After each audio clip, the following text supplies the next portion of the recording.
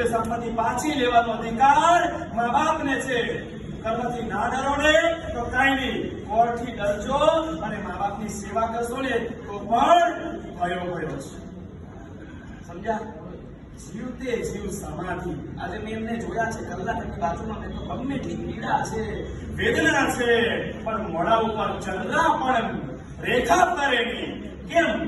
બીજાને સમાધિ આપી હોય તો સમાધિ મળે છે, બીજાને તતડાવ્યા હોય, બીજાને રડાવ્યા હોય તો અંત સમયે પણ રડતા રડતા જવું પડે.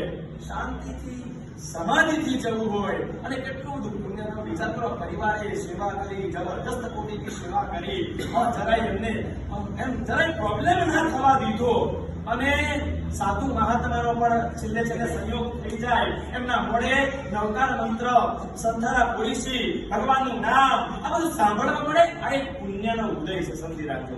બાકી તો અમે એવા કેટલાય કેસ જોયા છે, પરિવારવાળા કોઈ મેમ્બર અમને ઉપસ્થિતિમાં બોલાવવા આવે અને અમે હજી તૈયાર થઈને દાંડો કામડી લઈને જઈએ અને દરવાજે પહોંચીએ ત્યાં તો બધું 1 2 3.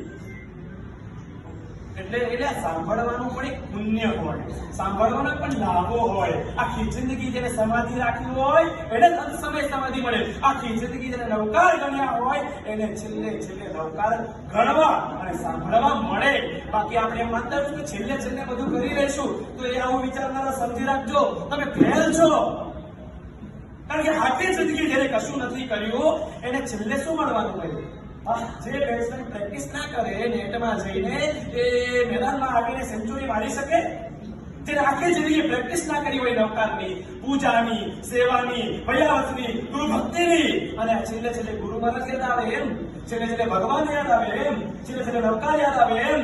એટલે તમે ભલે સંસારમાં બેઠા હો, ગમે તેમ પરોજનો, આદિ વ્યાધિ ઉપાધિઓ, જ્યારે જ્યારે પણ ટાઈમ મળે ત્યારે ત્યારે દેવ ગુરુના ધર્મના શરણે જઈ અને જે 5 10 મિનિટ 15 મિનિટ અડધો કલાક રોજ અડધો કલાક કાઢજો.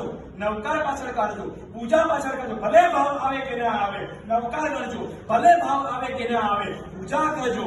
આજે ભલે ભાવ નથી આવતો, 4 દિવસ પછી, 4 મહિના પછી તમને 100% થશે કે ભાઈ હવે પૂજા રહી જાય છે તો મજા નથી. ભાવ નથી જાગતા કોઈ કરવાનું. ઘરમાં ખાવાનું બન્યું છે, ભાવતું નથી બન્યું, મને ભાવે છે એવું નથી બન્યું, છતાં પણ ભૂખ લાગી છે, એ ખાઈશું તો આપણને તાકાત તો મળવાની જ છે. પાછા બસ સ્ટેન્ડ ઉપર ગયા, જવું છે સાબરમતી, બસ આવી એકદમ ફૂલ છે, સીટ મળે એમ નથી, છતાં પણ એ બસની અંદર આપણે બેસી ગયા ઉભા પણ જ્યાં પહોંચી તો જઈશું. ભલે ભાવ નથી, સામાયિક કરજો. ભલે ભાવ નથી, પ્રતિક્રમણ કરજો. ભલે ભાવ નથી, નવકાર ગણજો. ભલે ભાવ નથી આવતા, પૂજા કરજો. આ ભાવ વગરની કરેલી પૂજા તમારી ભાવમાં વૃદ્ધિ કરવાની. સમજ્યા? એટલે બહુ સરસ મજાનો પ્રસંગ છે અને એક દિવ્યાત્માને શાંતિ મળે એના માટે એમને સમાધિ મળે. આપણે જે પણ બધું કરશું એ સંકલ્પ સાથે આપણે એમને સમર્પિત કરીએ છીએ અને એ જ્યાં પણ હોય એ હંસાબેનનો આત્મા જ્યાં પણ હોય એ સમાધિ પામે, આગળ સદગતિ પામે અને પરંપરાએ મોક્ષને પામે એવી મંગલ કામના સાથે આ પૂજાને આપણે આગળ વધારીએ. પાંચ મિનિટ બેસી જશે.